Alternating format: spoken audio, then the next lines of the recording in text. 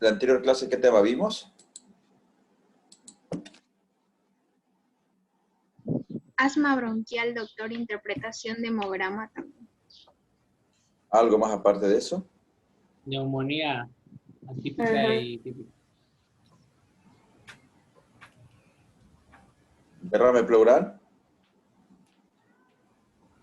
Sí, doctor, la primera clase. Ah, muy bien, perfecto. Bueno, vamos a continuar entonces. Vamos a continuar.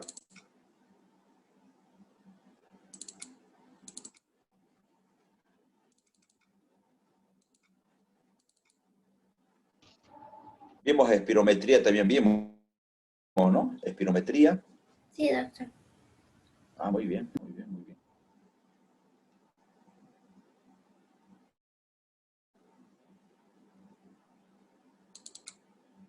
¿Vimos EPOC? No vimos EPOC, ¿no? No, doctor. No, doctor. No, doctor. Perfecto, entonces vamos a ver EPOC.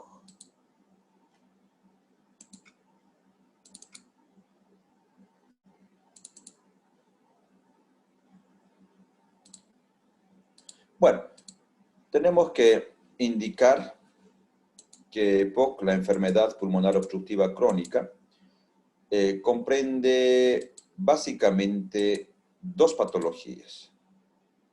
Uno que es la bronquitis crónica y otro que es el enfisema pulmonar. Se puede ver, ¿no? Las diapositivas. Sí, doctor. Entonces, el EPOC comprende dos patologías, como les decía, bronquitis crónica y enfisema. La bronquitis crónica tiene una definición más clínica, indica de que es más un paciente que tiene tos y expectoración, por lo menos durante 3 meses en 2 años consecutivos. Entonces, es más una definición tanto clínica en relación a lo que es el enfisema, más una definición anatómica, por decir, porque el enfisema, como vamos a ver, hay una destrucción de los espacios aéreos. Entonces, la EPOC se define como una enfermedad de la vía respiratoria que se caracteriza por una limitación crónica al flujo aéreo, que puede ser poco reversible o nada reversible a los broncodilatadores. Que se previene, que se puede tratar, sí, podemos prevenir evitando que se exponga la persona al agente causal en este caso. Va a producir una reacción inflamatoria en la vía aérea, no solamente en los pulmones, también en todo el organismo. Es una frecuente causa de patologías después de cardiopatías, infarto, ACV y demás. Se dice que la prevalencia es de 8 a 20% en Latinoamérica. Se dice que va a pasar para nuestro año, del 12º al 5º, dentro de mayor coste, vale decir que va a tener que el Estado erogar más dinero en estos casos para poder solventar.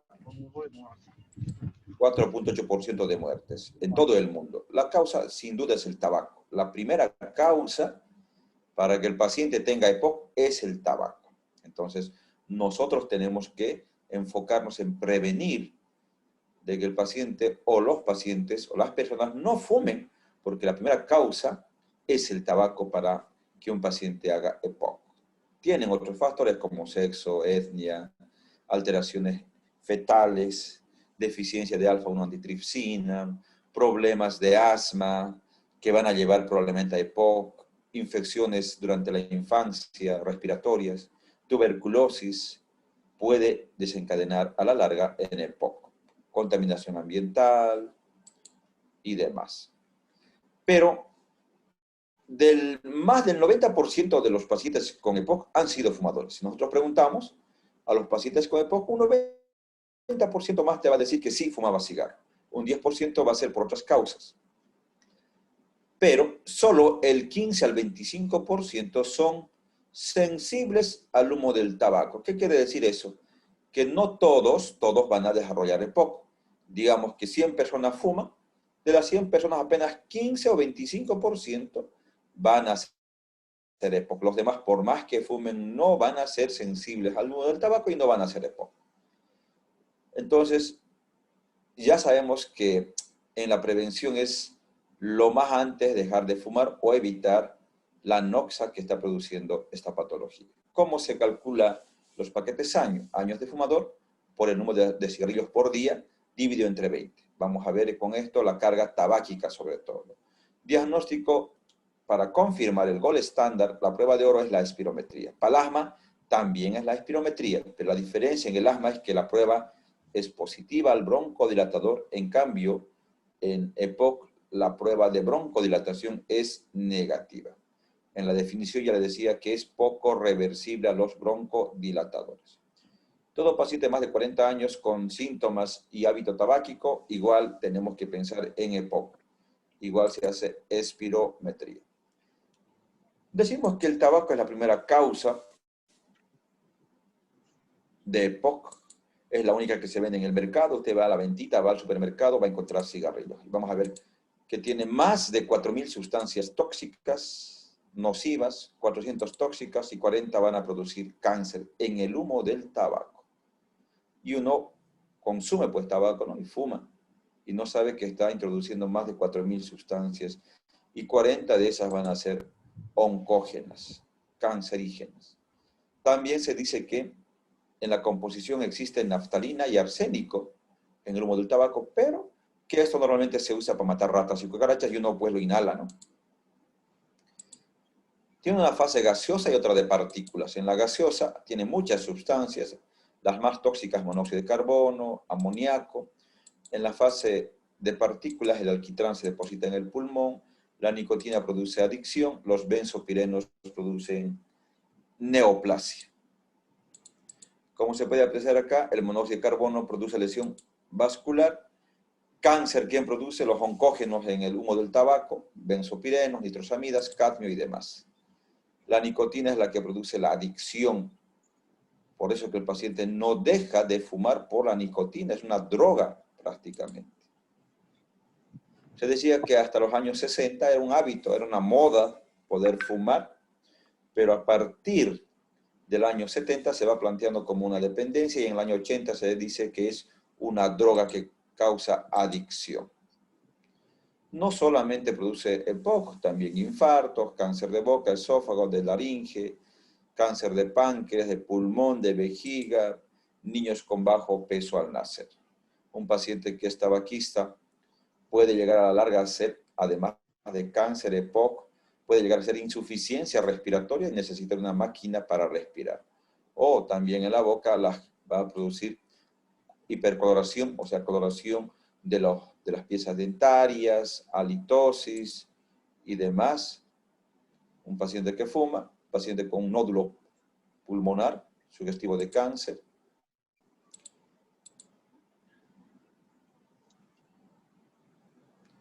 Acá, miren, el 99% de los pacientes varones con cáncer pulmonar han sido fumadores. Queda entender que el tabaco es una causa, el humo del tabaco es una causa fundamental en la producción de cáncer.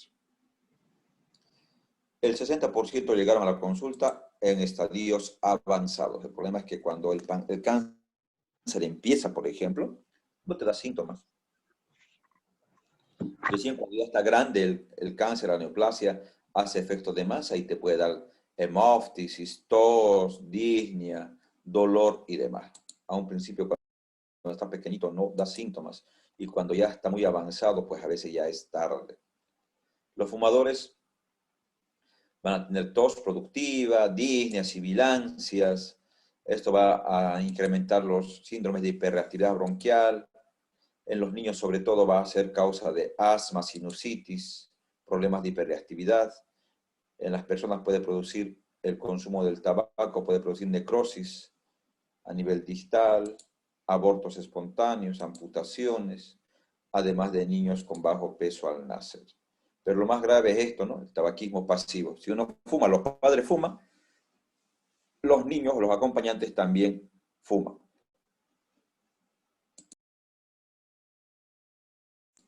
En este caso, hablamos de que son fumadores pasivos. Cuando una persona fuma, los acompañantes son fumadores pasivos. Es igual produce lesión. Cuando el paciente hace insuficiencia respiratoria, es como si tuviera una bolsa en la cabeza, porque no puede respirar el paciente, ¿no? Cuando uno deja de fumar a los 20 minutos recién, se van a normalizar la frecuencia cardíaca, el pulso y demás. A las 8 horas mejora la oxigenación, a los 2 días normaliza el sentido del gusto y el olfato, a los 3 días la función respiratoria, 6 meses reducen los catarros y resfrío, al 1 año reduce a la mitad recién la incidencia de infartos, vale decir que durante 1 año el paciente que ha fumado tiene mayor riesgo de hacer EPOC o hacer infarto en relación que uno que no ha fumado. A los 4 años recién esto va a regular, ¿no? Con lo que no fuma. A los 10 años, el paciente que tiene hábito tabáquico por 10 años va a tener riesgo incrementado de hacer cáncer de pulmón.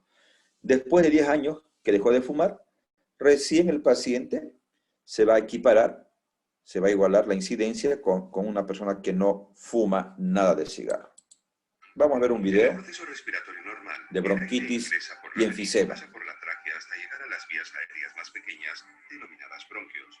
Los bronquios se dividen en bronquiolos y finalmente en grupos de sacos frágiles y delgados, semejantes a racimos de uvas, denominados alvéolos. La enfermedad pulmonar obstructiva crónica o EPOC es el término que se emplea para designar un conjunto de enfermedades que causan la obstrucción del flujo de aire y problemas respiratorios. Miren, estos son los alvéolos. Acá se produce intercambio gaseoso, pero el enfisema, miren, ¿qué va a hacer? El enfisema es una enfermedad que destruye los alvéolos y los conductos alveolares. A medida que los pulmones pierden elasticidad, los alvéolos se rompen, creando grandes espacios de aire que reducen el área de superficie necesaria para que el cuerpo absorba el oxígeno y elimine el desecho de dióxido de carbono. Vean, el enfisema destruye las paredes alveolares y hace que el área de intercambio gaseoso disminuya.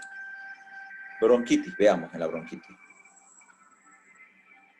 La bronquitis es la inflamación de las paredes de los tubos bronquiales. La bronquitis crónica es la consecuencia de una inflamación persistente de estas vías respiratorias. El moco se produce en forma continua y con el tiempo las paredes de los tubos bronquiales se engrosan. Esto restringe el flujo de aire durante la respiración. En la bronquitis, miren, lo que pasa es que una inflamación crónica de la vía aérea y hace que vaya disminuyendo la luz. Llega un momento en que esta ya no puede ingresar pues adecuadamente el aire, ¿no? El problema es que en el EPOC esto ya no broncodilata, o sea, ya no vuelve a la normalidad. En cambio, en el asma esto va a producir con los broncodilatadores que reviertan y vuelvan a la normalidad. La EPOC está causada por 1. Tabaco. 2. Asma. 3. Exposición a contaminantes en el aire en el hogar y el lugar de trabajo. 4. Factores genéticos. Y 5. Las infecciones respiratorias también influyen. Esto es lo clásico que vemos en los libros: enfisema, un paciente enfisematoso, un paciente bronquítico crónico. Soplador rosado, soplador azul. Son los clásicos que siempre nosotros vemos en los libros. El paciente enfisematoso tiene mayor tendencia a la disnea, baja de peso, puede tener edemas en miembros, fatiga, tos, pero no hay expectoración. Disminución de la elasticidad pulmonar, atravesamiento aéreo, por eso que el tórax va a estar enfisematoso, puede haber algunas sibilancias escasas, estertores. En cambio, el bronquítico crónico, el soplador azul, puede tener expectoración de forma crónica, expectoración purulenta, hay sobreinfecciones frecuentes, sibilancias, roncus, una cianosis central, edema en miembros inferiores. ¿Cuál de los dos tiene EPOC? ¿Me pueden responder? ¿Alguien puede decirnos? La señora que está acá, o este paciente varón. ¿Quién creen que ustedes que tiene EPOC? O los dos tienen EPOC, o ninguno tiene EPOC. Porque ha cambiado la cara del EPOC, ¿no? Esa persona parece que está sana, completamente sana, pareciese. A ver, ¿algún comentario? Doctor, yo creo que la señora a la izquierda tiene EPOC, porque en la anterior diapositiva no se mencionaba que tuviera tos. A ver, veamos. Paciente de 52 años de edad, exfumadora de 20 paquetes año, historia de asma en la infancia, fatiga cuando realiza actividad en el jardín de su casa. Paciente varón, 58 años, fumador, tos protectiva en la mañana, dificultad para subir escaleras si está apurado. Bueno, ¿será que tiene la señora o acá el... ¿Quién cree? ¿El paciente o la paciente? ¿Varón? Doctor, Perdón. podría ser igual el señor porque en algunos casos igual viene acompañado de tos, el EPOC. ¿Ya? ¿Qué tendríamos que hacer para confirmar si la señora o acá el paciente varón tiene EPOC? De espirometría, doctor. Una espirometría. Efectivamente, tenemos que hacer una espirometría. Y como le digo, ha cambiado todo lo que es en relación al EPOC. Todo paciente que ha fumado tiene más de 40 años, igual tenemos que hacer una espirometría. Ahora me dirán, ¿cuál de los dos tiene EPOC?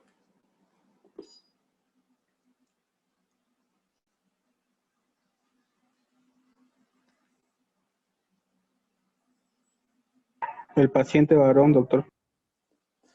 Todo paciente que tiene un tifeno menos de 70, hablamos de patrón obstructivo sí, y un EPOC, una obstrucción muy severa, menos de 30% es muy severo.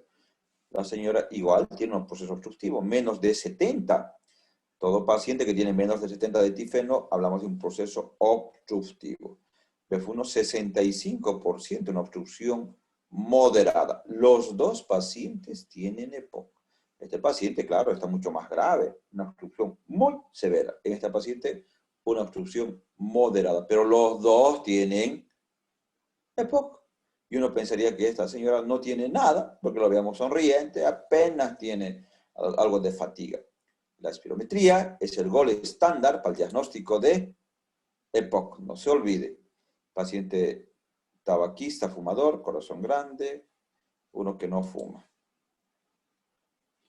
El cuadro clínico se caracteriza por tos, disnea, expectoración. Además puede perder peso dependiendo del paciente y siempre tenemos que preguntar el hábito tabáquico. Un paciente con tórax enfisematoso, la expiración está alargada, hay un tórax insuflado. En la auscultación pulmonar puede haber sibilancias, roncos o disminución del brillo vesicular. Pérdida de peso en gran medida, además signos de insuficiencia cardíaca. Tórax enfisematoso. Tenemos que clasificar de acuerdo a esto para hacer el índice de Bode, de BOD. Tenemos que ver el grado de disnea, 0 no hay disnea, o, estos se acuerdan que vimos de acuerdo a la MRC, grado 1 de disnea, cuando el paciente tiene disnea al subir una pendiente, una subida. Grado 2 no puede mantener el ritmo con otra persona, vale decir que dos personas de la misma edad caminan y la que tiene disnea se va quedando. Grado 3, en terreno plano a 100 metros tiene disnea, grado 4 de reposo. Entonces, paciente que tiene síntomas antecedentes de tabaquismo sobre todo, igual espirometría para confirmar o refutar el diagnóstico. Todo paciente que tiene un tifeno menos de 0,70 o 70, yo pienso o tengo que pensar en un corazón obstructivo. Ahí se puede ver la espirometría, ahí se puede apreciar. Miren, tifeno menos de cuándo tiene que ser, menos de 70. Menos de menos de 70. cuándo. 70.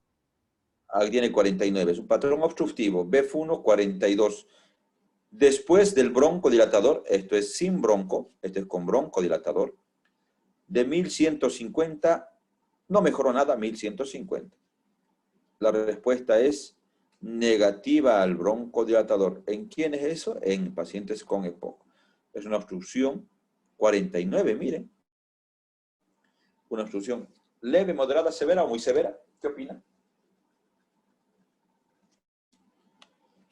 49, o perdón, Moderado, 42.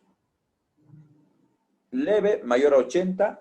Moderado, va de 50 a 80. Grave, de 30 a 50. Muy grave, menos de 30. ¿Cómo es la obstrucción? Grave. Grave. Una obstrucción grave este paciente y no mejora mucho al broncodilatador. Ahí está la clasificación. Leve, moderada, severa o muy severa. Ya cuando nosotros tenemos que valorar, además podemos pedir algunas otras variantes, podemos hacer dosificación de alfa-1 antitripsina, gasometría, electrocardiograma, tenemos que hacer el test de los 6 minutos, hacer caminar al paciente y pedimos una gasometría. Ahí está una radiografía con tórax enfisematoso, costillas horizontalizadas, corazón muy pequeño. Además de eso va a haber oligoemia en todo el pulmón, aplanamiento de los diafragmas. Sí, puede tener comorbilidades el EPOC con diabetes, hipertensión, problemas cardíacos, asma, osteoporosis y demás. Hay bastantes fenotipos en relación al EPOC. Puede haber un fenotipo que agudiza y otro que no agudiza. El que agudiza generalmente tiene más de 2 agudizaciones por año, hasta una internación por una crisis de EPOC o una exacerbación de EPOC. Hay uno, repito, que van a agudizar con enfisema o agudiza con bronquitis crónica. Y uno que no va a agudizar. Es el no agudizador, fenotipo enfisematoso puede ser, o bronquítico crónico, o un mixto entre asma y EPOC llamado los ACOS. Ahí están diferencias fenotípicas en relación a los pacientes que tienen EPOC. El hábito enfisematoso, bronquítico crónico, enfisema bronquitis, puede haber combinación. El enfisematoso, por ejemplo, sí va a referir antecedentes de tabaquismo, antecedentes de asma, no va a referir, disnea sí, muy frecuente. Expectoración generalmente no lo tiene, no va a tener una sobreinfección, radiografía hiperinsuflación, tomografía enfisemas. En cambio, el bronquítico crónico, tabaquismo sí tiene relación también, antecedentes de asma, no generalmente. Disnea muy poco, pero sí bastante expectoración frecuente.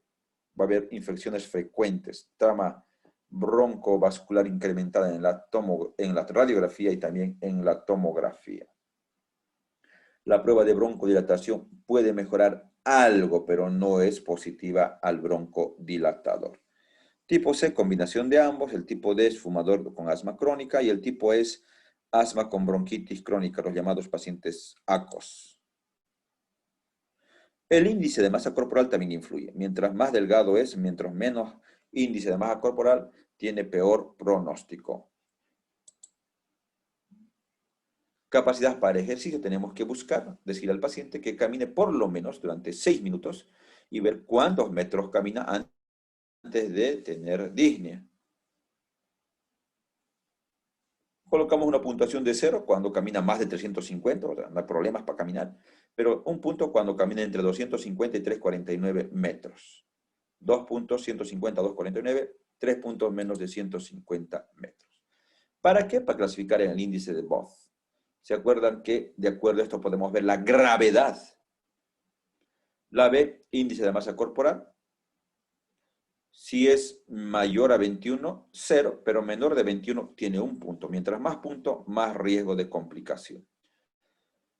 El BEF1, el volumen expiratorio forzado del primer segundo, obtenemos de la espirometría.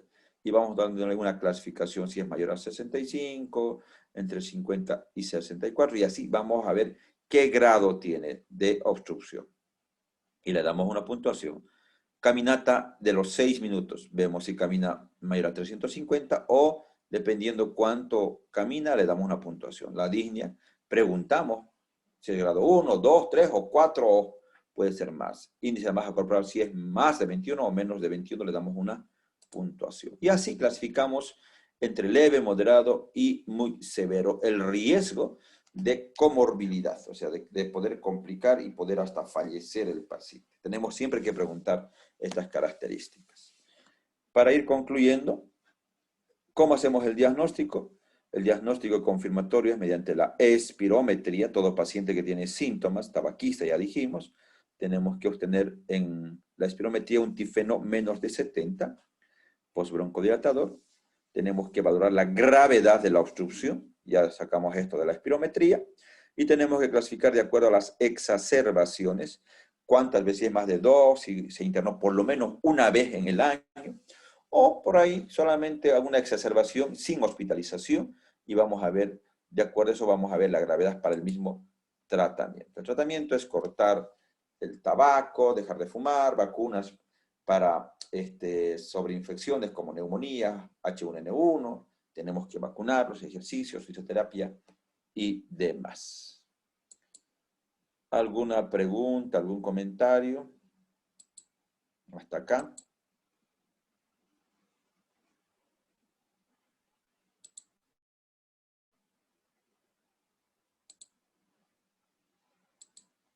¿Aló, aló? ¿Se escuchó? Sí, doctor. Ah, muy bien, perfecto. Pensé que no estaban atendiendo. Doctor, una duda. Bueno, si no hay más comentarios, dudas, adelante. En fumadores pasivos y fumadores activos, ¿es el mismo grado en el que le puede dar EPOC o solamente va a afectar mayormente al fumador activo? No, pueden afectar a ambos, ¿no? O sea, tiene mucho que ver. Pacientes que nunca han fumado y que tienen familiares que fuman, son fumadores pasivos, igual les puede afectar de la misma manera. No hay ninguna, digamos, diferencia. Mucho depende de la cantidad de la carga tabáquica. Pues, imagínense que tenga el esposo, digamos, que fuma y su esposa está todos los días con su esposo, pues seguramente igual va a tener EPOC. Recuerden que no todos, dijimos, son sensibles al humo del tabaco. Vale decir que hay personas que por más que fumen todos los días durante 30, 40 años, no van a hacer EPOC, porque no son sensibles al humo del tabaco. Pero otros que fumen apenas uno por día, por decir, por varios años, pueden ser sensibles y van a hacer EPOC. O sea, mucho depende de cada persona, ¿no? ¿Otra duda que tengan? Doctor, yo tengo una duda. Digamos, en personas que fuman, así han fumado de continuo por más de 2 años y fuman entre 4 cigarrillos al día y no tienen hasta ahorita presenta ni un síntoma, ¿se puede hacer, digamos, examen de Espiro para saber si puede llegar a tener o algo así? ¿Alguna enfermedad como EPOC? Porque, por ejemplo, en mi casa, una persona mayor ya fuma más de 2 años y no quiere dejar el cigarro, pero no tiene ningún problema respiratorio por el momento.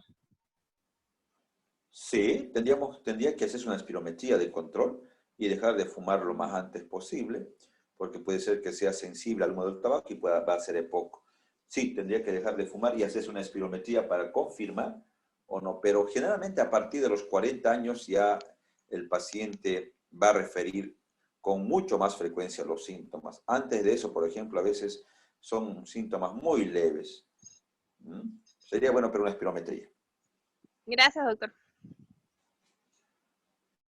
Doctor, Bueno, vamos a entonces continuar. Sí. para Adelante. saber si una persona es sensible o no al tabaco, entonces solamente sería la única forma de ver que cuando pase los 40 años no presente ningún síntoma. No, pues el paciente puede tener varios síntomas, ¿no? Tos, disnea, problemas de broncoespasmo, puede ser estas sibilancias, todo eso. Tendría que realizarse algún estudio como la espirometría para determinar si tiene o no tiene una obstrucción en la vía aérea, ¿no? La espirometría les decía que es el gol estándar para el diagnóstico de EPOC y también del asma, ¿no? Bueno, vamos a continuar con el tema. Vamos a poder ver lo que es insuficiencia respiratoria. Al final de la clase tienen que saber todos lo que es, cómo se diagnostica insuficiencia respiratoria. ¿Listo? Bueno.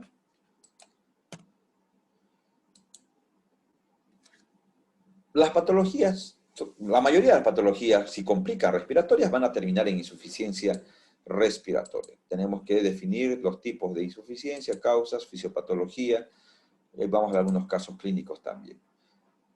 Tenemos que saber que ventilación es todo aquello que se relaciona con intercambio gaseoso entre la atmósfera y el pulmón. Vale decir, cualquier alteración que afecte, uno, a la entrada de aire, ya sea en la vía respiratoria alta, laringe, tráquea, bronquios, hasta que ingresa al alveolo, hablamos de trastorno de ventilación, o que el músculo del diafragma esté paralizado, o que el sistema nervioso central esté con alteración, hablamos de trastorno de ventilación. Pero también puede haber trastorno de difusión, todo aquello que afecta o compromete la membrana alveolo-capilar. Imagínense que esté más gruesa, más engrosada, inflamada, no va a haber intercambio. Entonces ya vemos que hay un trastorno de ventilación, de difusión o de perfusión. todo aquello que va a producir el traslado mediante los vasos sanguíneos de la sangre oxigenada a las células. Tiene mucho que ver. Ya tenemos la idea clara: trastorno de ventilación, difusión y perfusión. Trastorno de ventilación, todo aquello que impide que llegue el oxígeno hacia los alvéolos. Por ejemplo, una bronquitis crónica, un EPOC, parálisis de diafragma, etcétera, etcétera. Trastorno de ventilación. Trastorno de difusión, todo aquello que interfiere en el intercambio gaseoso. Recuerden que la difusión es pasiva: ingresa oxígeno, sale CO2. Trastorno de perfusión, todo aquello que hace que no permita, por ejemplo, la llegada de sangre en los capilares, en los vasos. Una tromboembolia pulmonar, una obstrucción, va a impedir la llegada de sangre, por decir, a los alvéolos, para la membrana alveolo-capilar e intercambiar los gases. Ventilación, perfusión, difusión, ya dijimos. Cuando llega oxígeno al alvéolo, generalmente hay una presión alveolar que hace que a la sangre arterial pase entre 80 y 100 milímetros de mercurio. Vale decir que eso es lo que tiene que tener en la gasometría arterial, entre 80 y 100 milímetros de mercurio. CO2 de 35 a 45. La insuficiencia entonces respiratoria se define como la incapacidad del aparato respiratorio para que pueda realizar un adecuado intercambio gaseoso entre oxígeno y CO2 por una alteración en la ventilación, difusión o perfusión. Esta es la definición que nosotros tenemos que tomar en cuenta para insuficiencia respiratoria.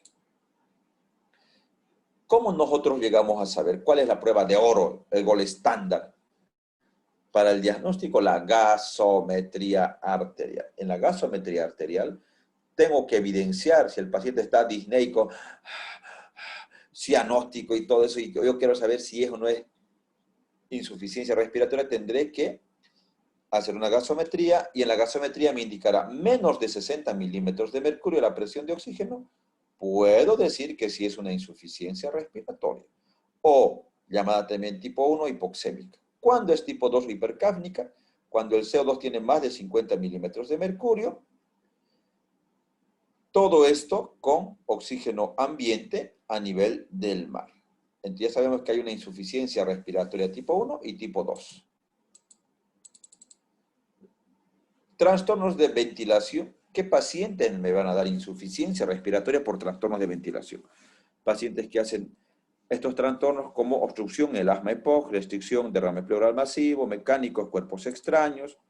Central puede ser un accidente cerebrovascular, un hematoma que hace compresión en el centro respiratorio. Difusión, cualquier patología intersticial, fibrosis, tuberculosis miliar. Trastornos de perfusión, tromboembolia pulmonar, hipotensión arterial o anemia. La insuficiencia respiratoria va a producir disminución del oxígeno, hipoxemia. Y a la larga, si el paciente tiene hipoxia, a la larga va el paciente a compensar con primeramente compensa con hiperventilación, o sea, el paciente empieza a tener una respiración frecuente, empieza a tener taquipnea. Esto va a producir vasoconstricción cutánea y visceral, y a la larga puede ser también poliglobulia. Son mecanismos de compensación. Ahí están los procesos de trastornos de ventilación, obstructivas, restrictivas, cualquiera de estos trastornos de ventilación. También miren acá el Guillain-Barré. Recuerden que el Guillain-Barré es una polineuropatía ascendente, empieza con parálisis en los miembros inferiores y va ascendiendo a la parálisis hasta llegar al músculo diafragma y el paciente trae insuficiencia respiratoria. También será que un proceso, un hematoma, un traumatismo encefalocranial, ¿me puede dar trastornos de ventilación? Sí. Esto puede comprimir tanto en el cerebro, puede comprimir en la masa encefálica y también llegar a comprimir al centro respiratorio. El paciente va a hacer insuficiencia respiratoria. Entonces, sí, puede producir trastornos de ventilación por compresión o compromiso del centro respiratorio. Cualquier cuerpo extraño también me va a dar eso. Un derrame pleural masivo, miren, completamente velado, igual me va a dar trastornos de ventilación. Un cuerpo extraño, miren este niño que ingirió esto. Una telestasia total del lado izquierdo. Síndromes de apnea obstructivos del sueño. Los pacientes producen justamente estos síndromes. obstrucción traqueal, cualquier cuerpo extraño, un tumor, epiglotitis, laringitis, laringotraquitis, edema laringio, otro cuerpo extraño. Miren, estos niños ingieren de todo. Pacientes con EPOC, asma, distrés, síndrome de distrés respiratorio, pacientes con pulmón blanco también se llama, atelectasia, COVID. Miren, este es un paciente con síndrome de distrés, compromiso de los dos pulmones. Antiguamente se lo llamaba pulmón blanco, pulmón de choque, pulmón actualmente de distrés, ¿no? Un síndrome de distrés respiratorio. Paciente con COVID, al inicio de la enfermedad, a los 8 días hay un infiltrado en vidrio esmerilado, bilateral, periférico difuso, y después a los 11 días puede complicar con distrés grave e ingresar a ventilación. Esto es un pulmón aparentemente normal. Este paciente está haciendo lo que se llama edema agudo de pulmón, en alas de mariposa. Ahí se puede ver el edema agudo de pulmón. En la clínica, el paciente, ¿qué refiere? Disnea, taquifnia, tiraje intercostal, subcostal, aleteo nasal, cianosis. Ahí está cianosis, puede tener central y periférica. Y también puede llegar a tener algunos signos de insuficiencia respiratoria. Vamos a ver esos signos.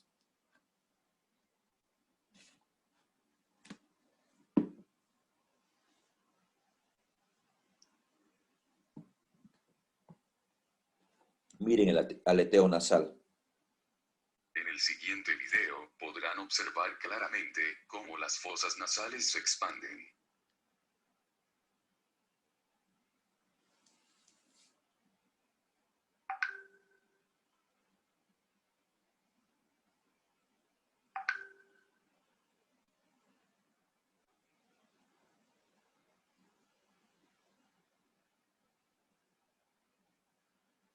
Aquí dos ejemplos de taquipnea. Contando el número de respiraciones por minuto que este niño presenta, concluimos claramente que hay una frecuencia superior a la esperada. Más de 60 respiraciones por minuto. En este ejemplo, no es necesario hacer el ejercicio completo, puesto es evidente que la respiración del niño es bastante rápida.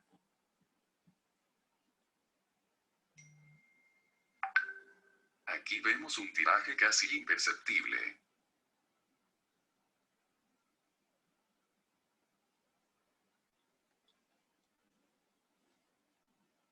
Intercostal, ¿no? Miren, intercostal.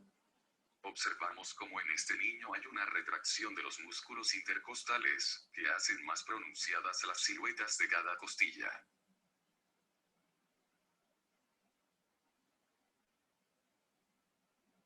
Y aquí se puede ver claramente el esfuerzo respiratorio de todos los músculos implicados en este proceso.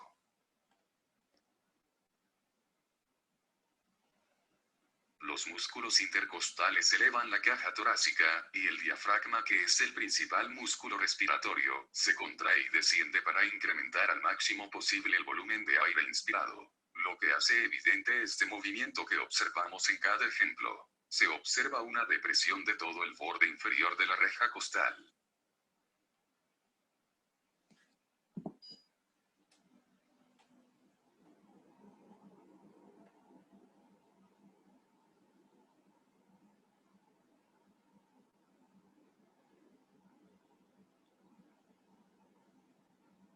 Tiraje subcostal, ¿no?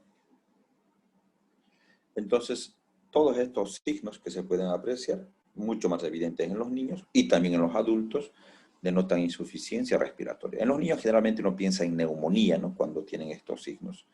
Tenemos que buscar, y si vemos esto, indicamos que el paciente está usando musculatura accesoria, que puede llegar a tener insuficiencia respiratoria. Tenemos que ver en la semiología de la insuficiencia respiratoria, puede ser hipoxémica o hipercáfnica. O sea, cuando está el oxígeno menos de 60 milímetros de mercurio, hablamos de insuficiencia hipoxémica, o hipercáfnica cuando el CO2 está más de 50 milímetros de mercurio. En la hipoxemia hay confusión, alteraciones de la personalidad, inquietud, disnea, taquicardia, convulsiones, cianosis y coma. En cambio, en la hipercáfnica generalmente hay cefalea por la hipercapnia. El paciente refiere mucha cefalea, confusión, letargia, convulsiones, diaforesis, miosis y coma. Puede ser aguda o crónica. La aguda es mejor, la aguda cuando se instaura es menos tolerada, en relación a la crónica es mejor tolerada. En la aguda no hay antecedentes. Por ejemplo, un paciente que tiene una neumonía grave va a tener disnea de forma súbita, no es muy no tiene buena tolerancia, pH disminuido, bicarbonato normal, core pulmonar crónico no va a desarrollar inmediatamente, hemoglobina normal. Pero cuando es crónico, un paciente con EPOC, fibrosis pulmonar, tiene antecedentes. Sí, doctor, yo enfermé de los pulmones hace mucho tiempo, te va a decir. Tolerancia mejor tolerada porque sí está acostumbrado a hipoxemia, pH normal o puede ser en algunos casos disminuido, bicarbonato puede estar aumentado en forma de compensación porque el CO2 va a estar elevado, corazón pulmonar crónico sí, hemoglobina elevada, va a ser poliglobulia para compensar. La gasometría arterial, le decía, es que es el gol estándar para el diagnóstico de insuficiencia respiratoria. Todos tienen que saber los valores normales, presión de oxígeno de 80 a 100, CO2 de 35 a 45, bicarbonato de 21 a 28, pH de 735 a 745, exceso de bases más menos 2. Saturación a nivel del mar, en Santa Cruz estamos a 400 sobre el nivel del mar, más o menos, 98 una media, de 95 para adelante es normal. En La Paz, en Potosí, Oruro, la saturación normal es 88 a 90%. En Cochabamba, en Sucre, generalmente tienen una saturación de 93, 94, 95, más o menos para ellos es normal. Acá en Santa Cruz, repito, mayor de 95%. A oxígeno ambiente. Quiere decir que en el aire que ustedes inspiran en este momento, 21% es oxígeno y lo demás son otros gases como sobre todo el nitrógeno. No todo es oxígeno en este aire ambiente que nosotros inspiramos. Solamente el 21% es oxígeno. En realidad 20.8% más o menos, ¿no? No es en realidad 21, pero 21 redondeado. This is going to be a video on the Allen's test. Vamos a nosotros ver un video para tomar la muestra para gasometría arterial y vamos a hacer la prueba de Allen. For blood circulation in the hand.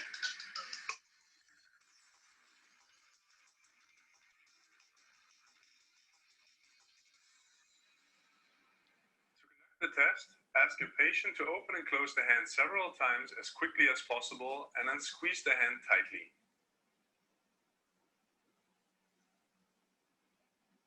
Then compress the radial and the ulnar arteries with your thumbs.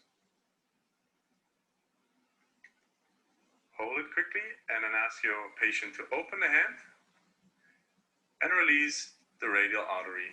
And you can see how the blood is streaming back into the hand quickly. We will now repeat the same process and release the ulnar artery. Bueno, me interesa mucho esta maniobra. Ahora sí, ¿qué es lo que va a hacer? La idea es que nosotros tomemos la muestra de la sangre arterial, de la arteria radial. Me interesa tomar esta arteria para ver una muestra. Quiero tomar de acá, de la arteria radial. Pero yo puedo puncionar esta arteria radial y puedo seccionarla. O puede producirse un hematoma y por eso puede ser que no haya buena circulación. Pero para evitar ese riesgo, yo tengo que comprobar que esta arteria cubital esté permeable. Vale decir que sí tenga buena irrigación. ¿Por qué? Porque si yo la secciono, esta arteria radial, esta cubital me va a ayudar a irrigar la mano. No va a haber ningún problema. Pero imagínense que yo no me cercioré y la tomé la gasometría y la seccioné la arteria, si es un hematoma. Y esta no me cercioré de que estaba permeable. ¿Qué va a pasar? La mano se va a necrosar. ¿Entendido? Muy bien. Entonces, eso vamos a ver acá.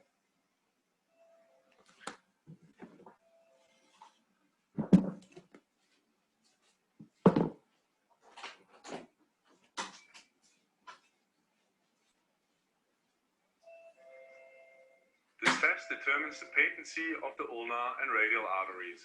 With a healthy artery, the blood should stream back into the hand quickly, indicated by the red color. Make sure to always compare both hands to determine if an artery is impaired. Alright guys, this was our video on the Allen's test to test for blood circulation in the hand. If you want to get to know a method on how to assess the blood flow in the fingers, click on the video right here or watch any other special test for the hand right here. As always, I hope you enjoyed this video. If you did, give it a like, subscribe to our channel if you haven't, and give it a like on Facebook. This was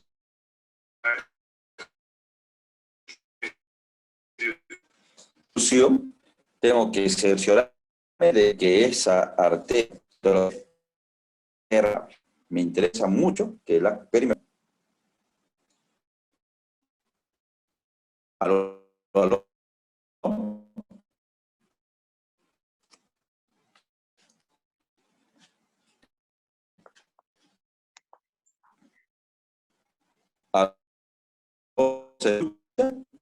Se escucha Doctor, se escucha entrecortado.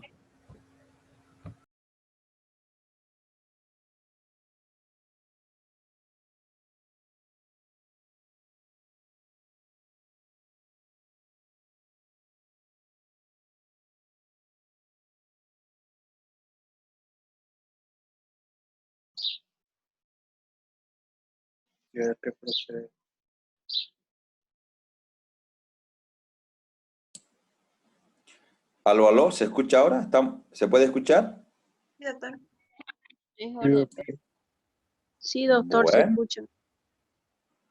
Bueno. ¿Pudieron entender la prueba de Allen?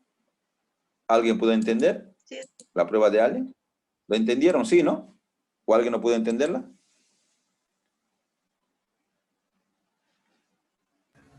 Bueno. Ahí está, la saturación tiene que ser mayor a 95, una media de 97, 98.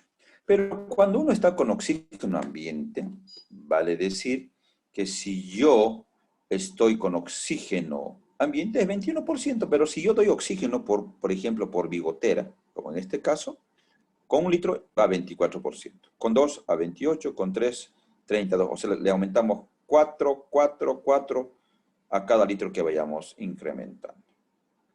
Pero con esta bigotera no pasa más de 5 litros, vale decir 40%. No pasa, por más que des 10, 20 litros, no va a llegar más que al 40%. O sea, ese es el límite de la bigotera.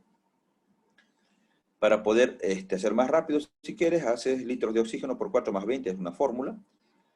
Por ejemplo,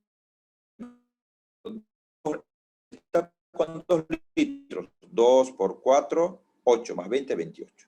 A ver, 4 por 4, 16 más 20, 36. No, está con 5 litros, 5 por 4, 20 más 20, 40%. Ahí está. Nunca se dice libras. Hablamos de litros. Libras es en el botellón. Acá es en litros cuando sale por el manómetro. Pero con esta máscara llamada con reservorio, se llama esta máscara con reservorio, puede ingresar más aire, hasta 100% yo puedo incrementar. Conclusión, la insuficiencia respiratoria se hace diagnóstico con la gasometría arterial. Si sale menos de 60 milímetros de mercurio es insuficiencia respiratoria tipo 1. Si está más de 50 milímetros de mercurio es tipo 2 o hipercáfnica. Con oxígeno ambiente a nivel del mar. Se clasifica en tipo 1, llamada también hipoxémica, ya sabemos que es menos de 60. Ahí se puede ver las alteraciones, efecto Schum o espacio muerto, cuando es efecto Schum o cortocircuito. El problema es que hay una obstrucción que no deja llegar el oxígeno a los alvéolos. Pero en el espacio muerto sí puede llegar el oxígeno a los alvéolos. El problema es que hay una obstrucción en las arterias, en los vasos, que impide igual que haya intercambio gaseoso. Entonces cualquiera de los dos pueden dar alteraciones, tanto efecto Schum como espacio muerto. Tipo 2 hipercáfnico, cuando el CO2 está más de 50 milímetros de mercurio. Lo mismo, ya dijimos, mixtas pueden ser hipoxémica, hipercáfnica, o sea, puede tener las dos. En este caso, ¿alguien puede decirme qué tiene esta gasometría? ¿Qué es? Cuando normalmente nosotros vemos hipoxemia, generalmente pensamos en un paciente agudo. Cuando vemos hipercapnia, hablamos generalmente de un paciente crónico, EPOC, fibrosis y demás. ¿Qué les parece esta gasometría? ¿Qué creen que sea? Es hipoxémica. ¿Cómo?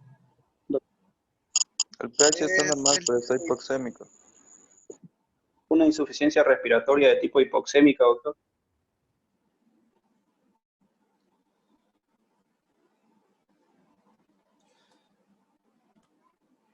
Sí, es una falla respiratoria aguda compensada. Recuerden que está a menos de 60 milímetros de mercurio. Es hipoxémica. Esto está en rango por momento. Está en rango, sí. Es una insuficiencia en un paciente con asma, por ejemplo. Una neumonía grave te puede dar este tipo de gasometría.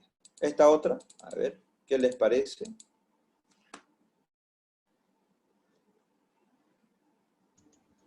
Una insuficiencia hipercápnica. ¿Por qué? Sería mixta, yo creo. Sería mixta, Sí, ¿eh? Y sería crónica porque está elevado la presión de dióxido de carbono y se está compensando con el bicarbonato para regular el pH. Muy bien, bicarbonato de 34. Sí está. Cuando se eleva el CO2, siempre se eleva el bicarbonato por compensación. Entonces hay hipoxemia y hay hipercapnia. Este paciente generalmente debe ser crónico, insuficiencia respiratoria crónica reagudizada. Pacientes con EPOC generalmente van a dar. Muy bien, para poder obtener la PAFI, esta PAFI me ayuda mucho a tratar de clasificar al paciente, ya sea con insuficiencia respiratoria que puede darnos una PAFI de distrés leve, moderado o severo.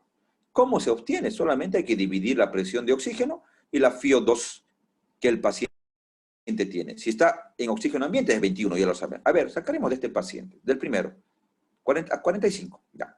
La PAFI sacaremos. Presión de oxígeno 45 y está con oxígeno ambiente. Pueden dividir 45 dividido entre 21. ¿Cuánto obtienen? A ver, por favor, para tomar la PAFI. 2,14. Dividido entre 21. Por 100. 2,14. Por 100. 214. 214. ¿Cómo está? 128. Leve, moderado, severo. Distrés leve, doctor. Distrés leve. Si Distrés estuviera leve. menos de 200 es moderado, menos de 100 es grave. Esto me ayuda a clasificar, por ejemplo, si tengo un distrés moderado, este paciente debe estar en terapia. Entre moderado y grave son para terapia. Y yo puedo decir a este paciente está muy grave si tiene una PAFI menos de 100, por ejemplo. Distrés leve, ojo, hay que tener cuidado, puede descompensar, pero eso me ayuda mucho la PAFI, porque imagínense que esté con oxígeno. A ver, el mismo paciente, vamos a ver la variación. El mismo paciente con presión de oxígeno de 45, pero le estábamos dando oxígeno a 5 litros. No estaba con ambiente, estaba con 5 litros. ¿Cuánto es la FiO2 con 5 litros de oxígeno? 40%. 40. Dividamos. Presión de oxígeno 45 entre 40.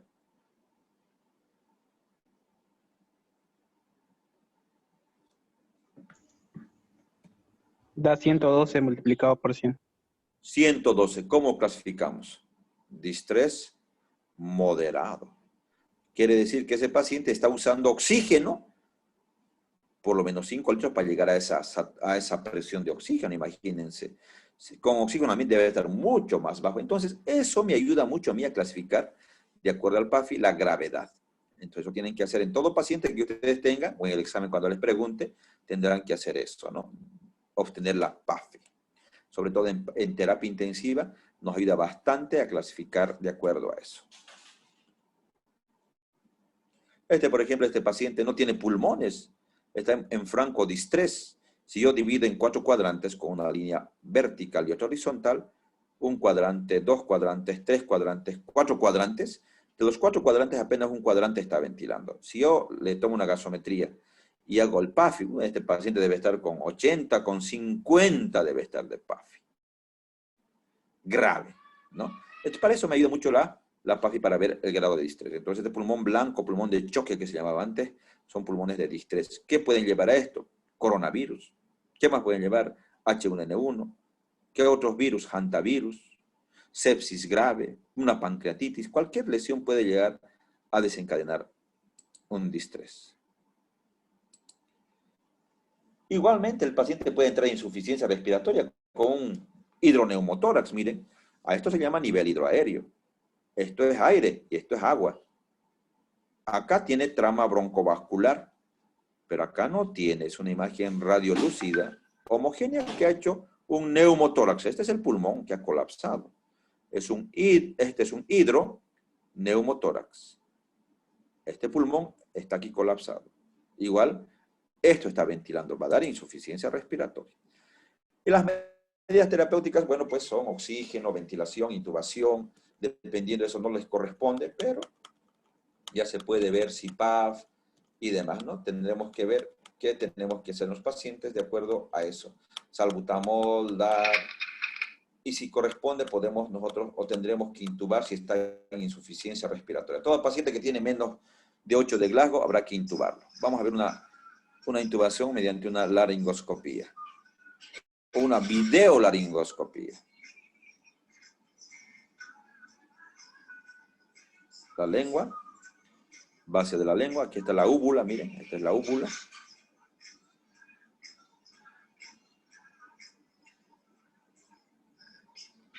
Esta es la epiglotis, miren, la epiglotis.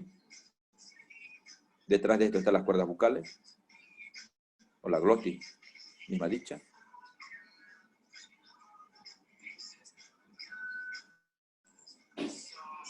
Ahí está. Cuerdas bucales. Cuerdas bucales. Aquí estas son las falsas a los costados.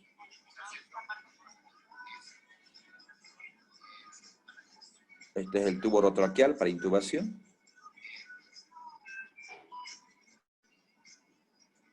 Tiene que acomodarse, ¿no? Para poder intubar. Ahí está. Y va a poder introducir el tubo orotraqueal. Esto es, aquí tiene un baloncito, ¿no? Para insuflar, después ya van a insuflar. Cuando ingrese.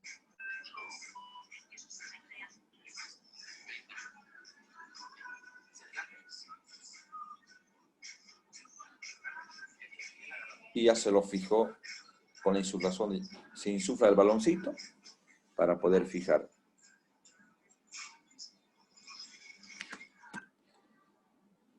Muy bien. ¿Alguna pregunta, alguna duda que tengan hasta acá? Adelante, por favor.